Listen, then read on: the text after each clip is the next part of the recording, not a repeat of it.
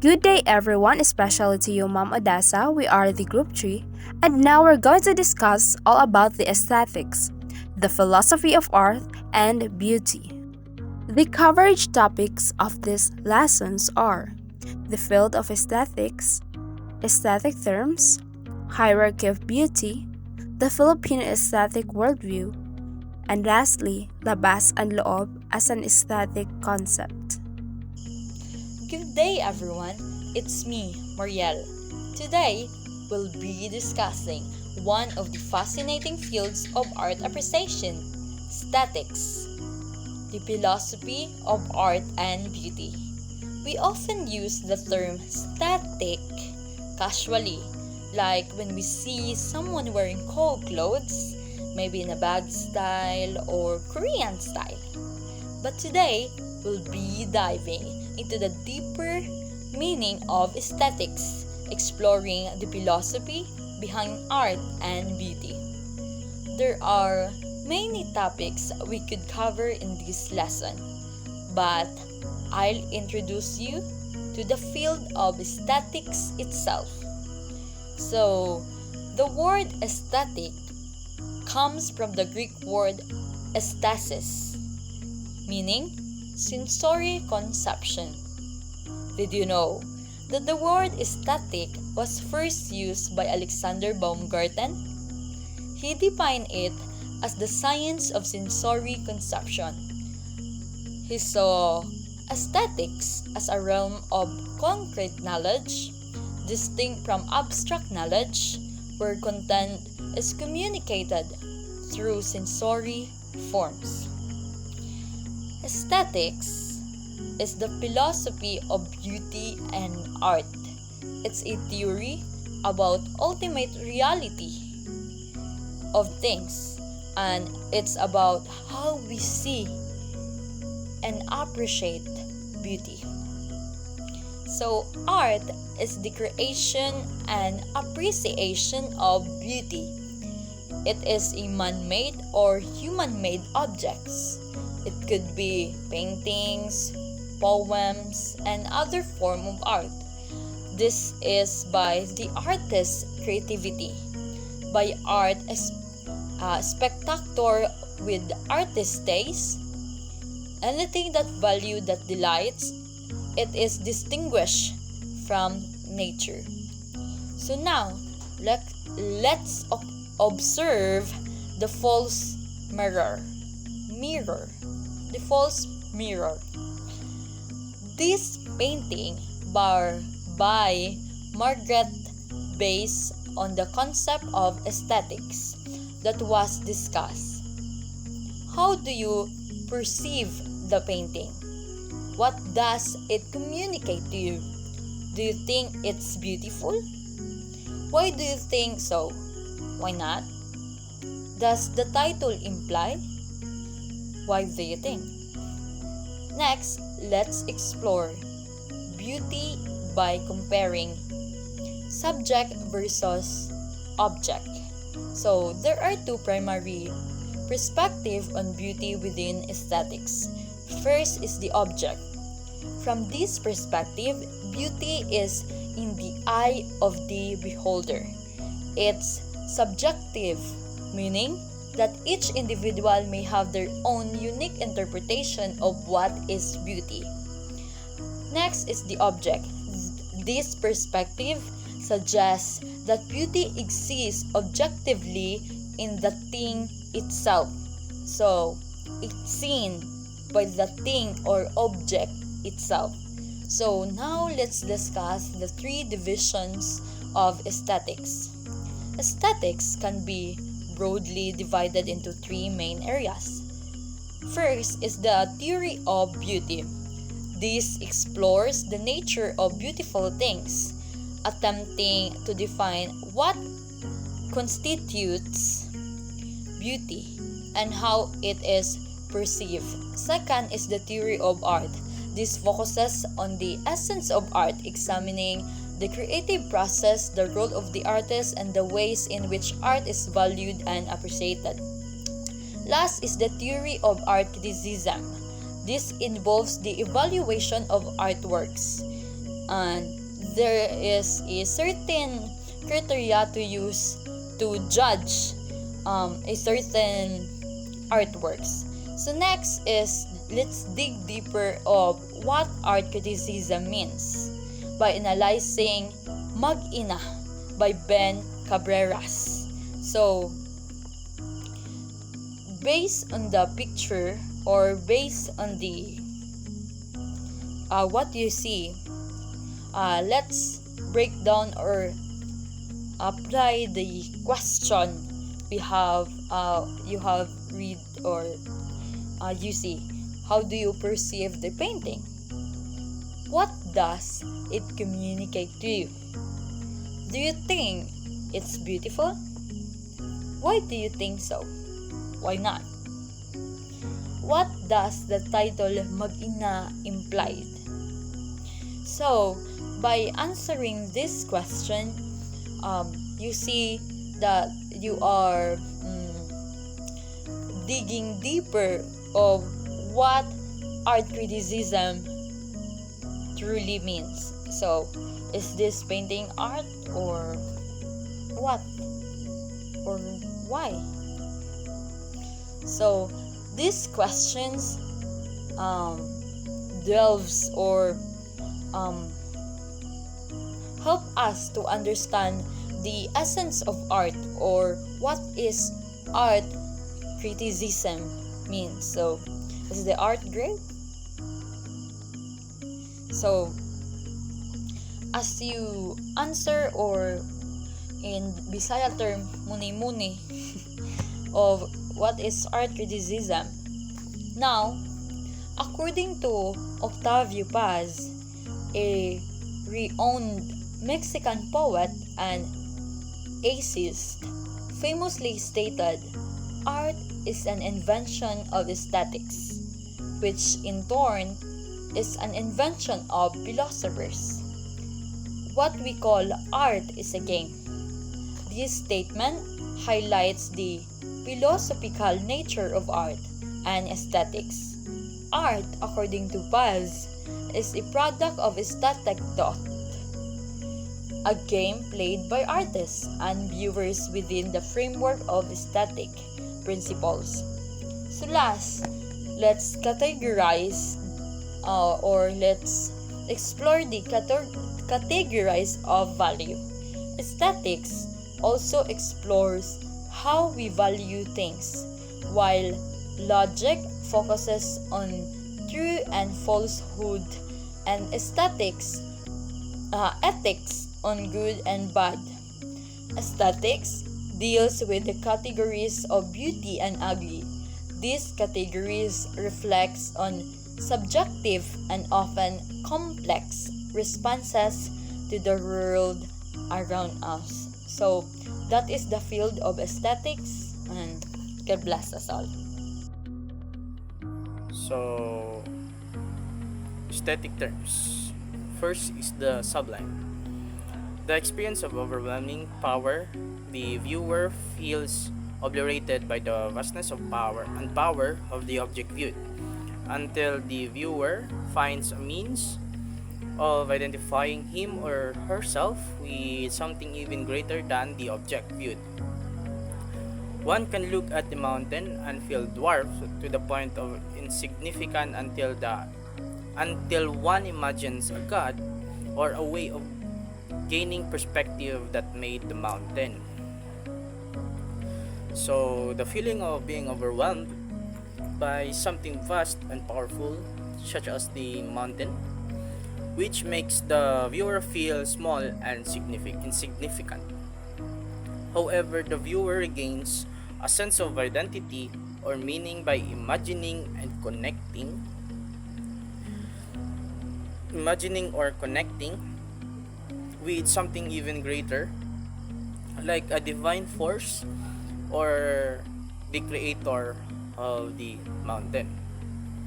Next is the beautiful, an aesthetic based in symmetry, softness, intricacy, attractiveness, fecundity, and powerlessness. Burke defines this as the feminine component to the clearly masculine sublime.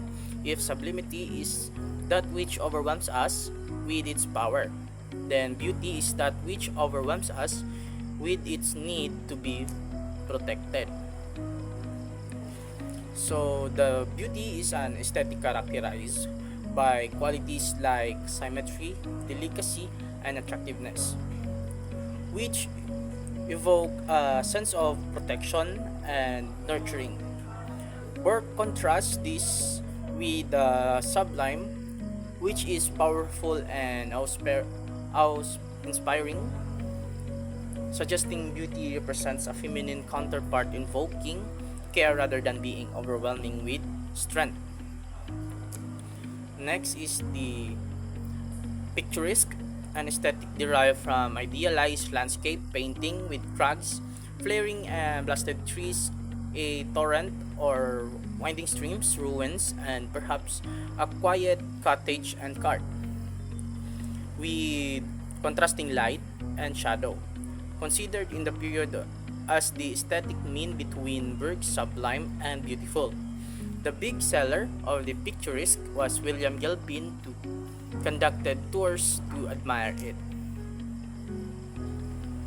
So the picturesque aesthetic, which comes from the idealized landscape paintings featuring rugged elements like cliffs, twisted trees, streams, ruins, and contrasting light and shadow. It was seen as a middle ground between Burke's concepts of the sublime and the beautiful, the delicate and attractive. People in that period would take tours to admire such a scenes, with William Gilpin popularizing this aesthetic. Next is the pastoral. Traditionally an unrealistic and urban genre, where a sophisticated urban dweller waxes nostalgically about the pleasures of rural life. Full of passionate shepherds and beautiful milkmaids, celebrations of simple life, simple pleasures, and etc. Often the pastoral becomes a way for writers to argue that certain things are natural because pastoral shepherds and their environments are equated in these writings with nature. So the pastoral genre, which idealize rural life in an unrealistic way, often depicting urban people nostalgically reflecting on the simplicity and pleasures of the countryside. It features characterized like shepherds and milkmaids and celebrates a simple, peaceful lifestyle. Writers often use this genre to argue that certain values or behaviors are natural by associating rural life with nature itself. Next is sensibility.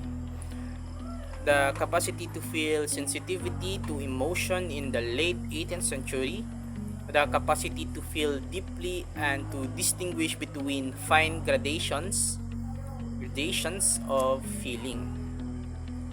So sensibility as the ability to feel emotions intensely and perceive subtle differences in feelings, particularly emphasizing its importance in the late 18th century when such emotional sensitivity was highly valued.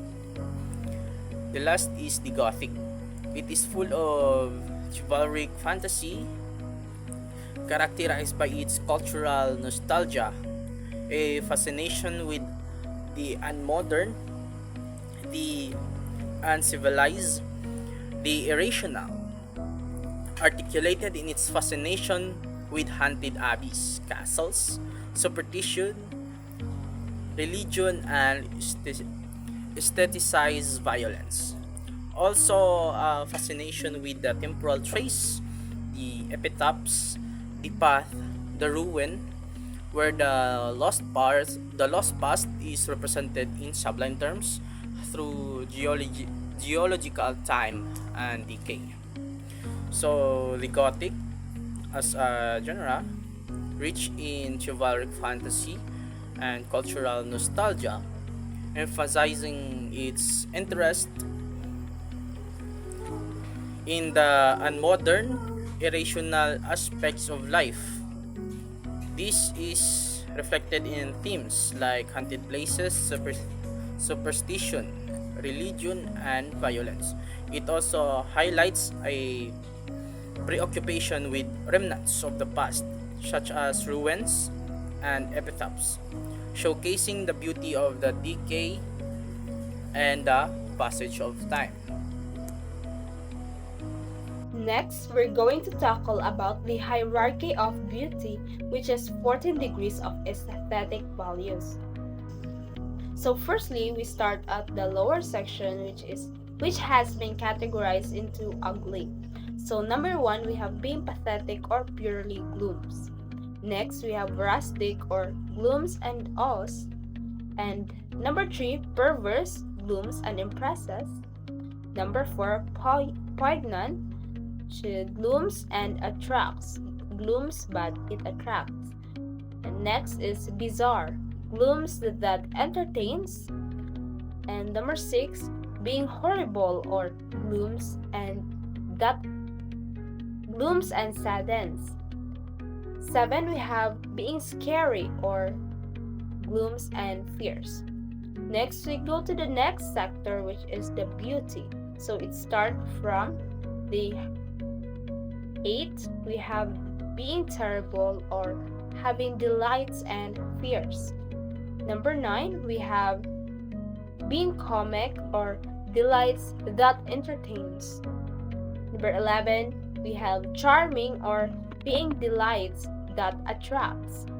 And number 12, we have being elegant, which is delight that impress. And number 13, we have grandeur, delights that awes. Number 14, lastly, the highest hierarchical is the being sublime or purely delights. So according to the picture below, the hierarchy of beauty refers to ugly being in the lower section and beauty being in the highest hierarchical or highest sector of hierarchical of beauty.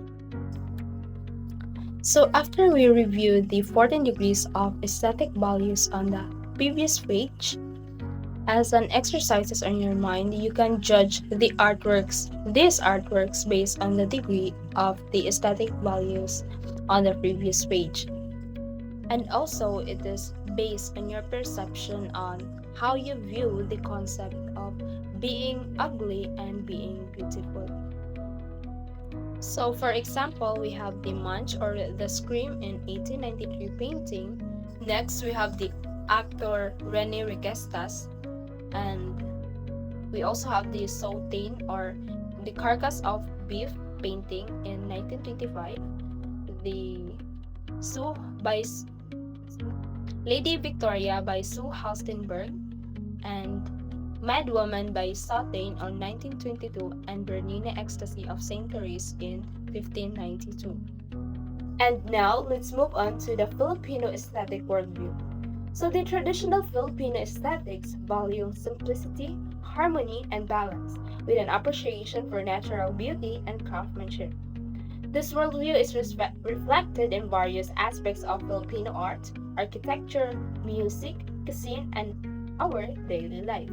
So this is a way people look at the universe, or people's picture at the universe that lies deep in the heart of culture.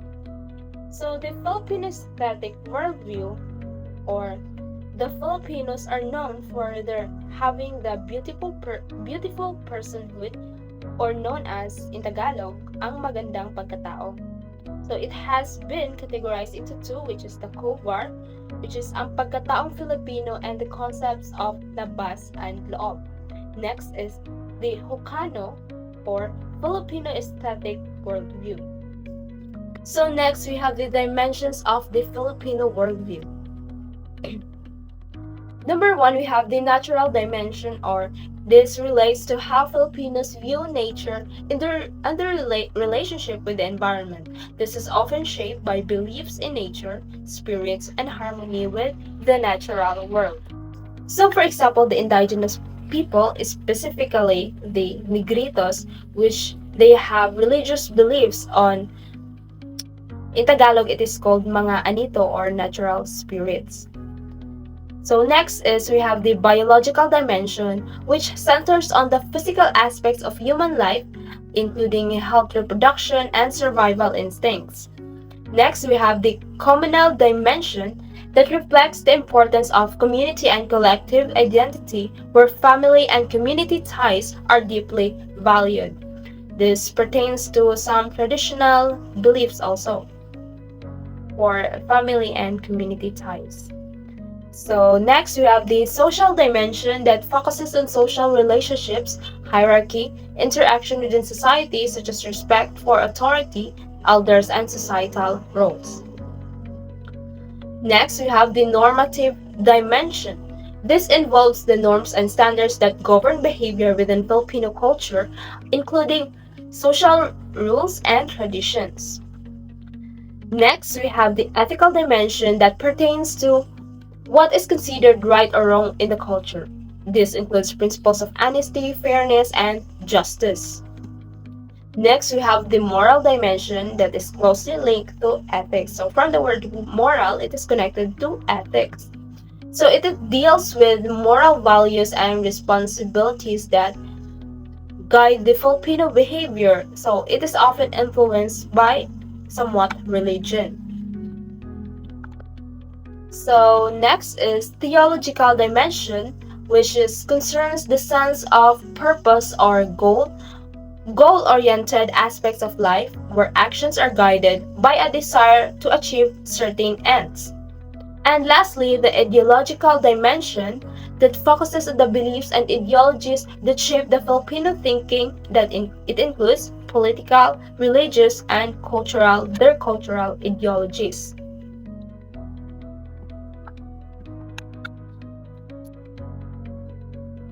So when we say ganda, or in English beauty, it is been equals into being mabuti or being good.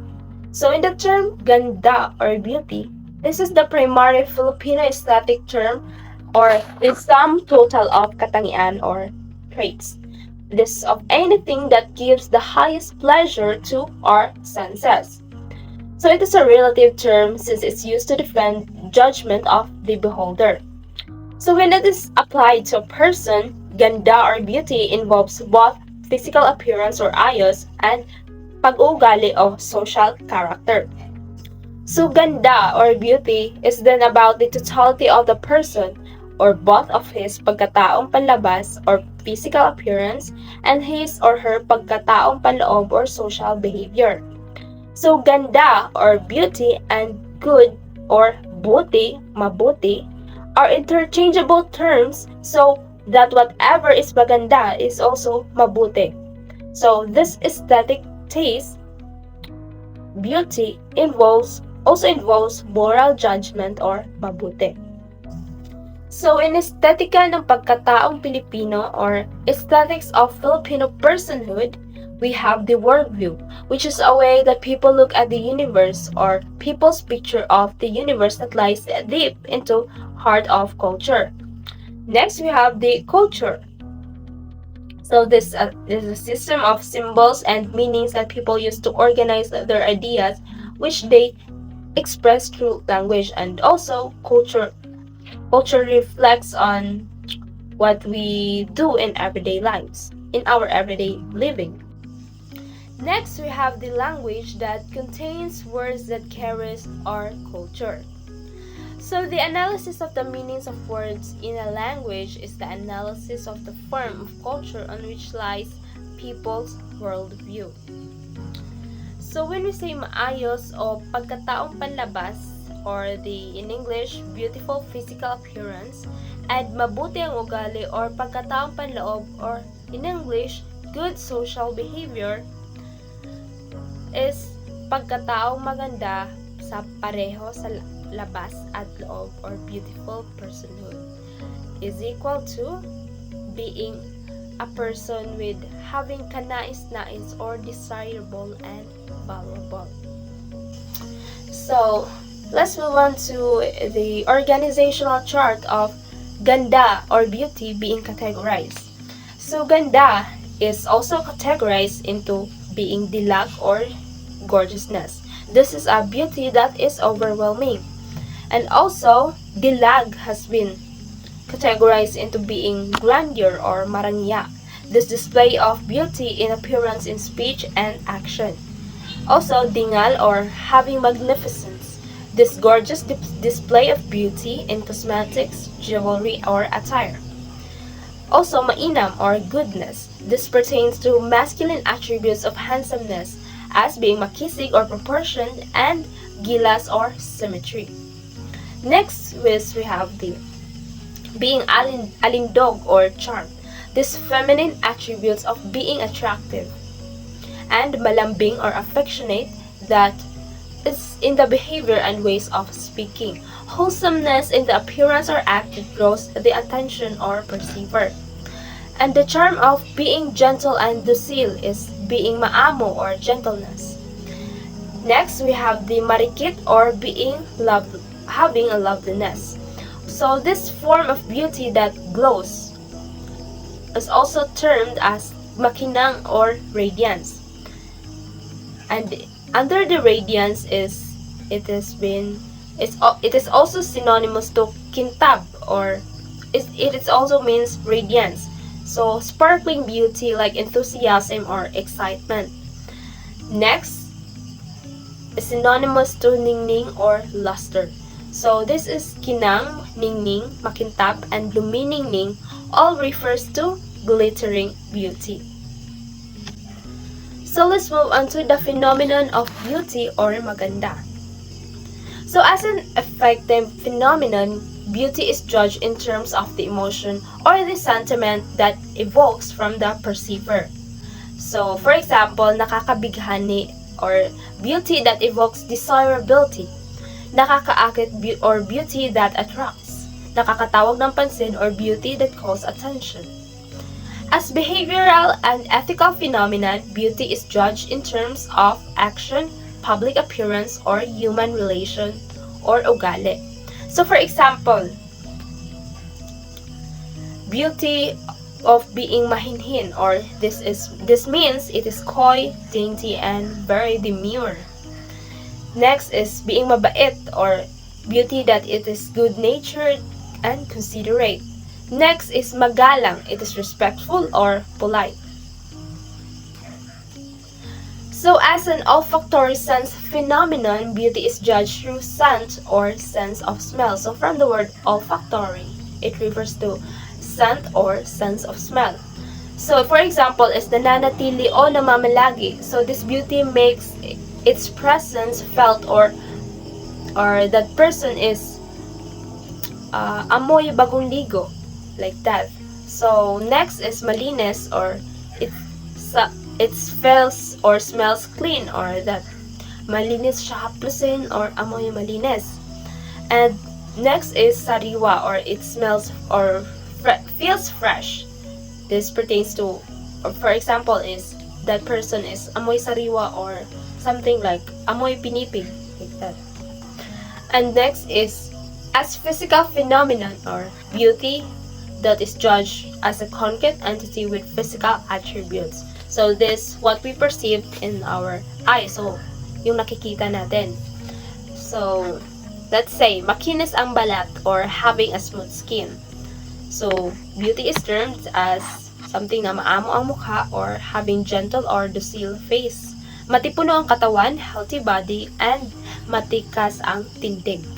As a capability phenomenon, beauty is judged as the ability to perform work or do things. So, for example is masipag magtrabaho or industrious, magaling magluto or a good cook. And lastly, mahusay kumanta or being a good singer.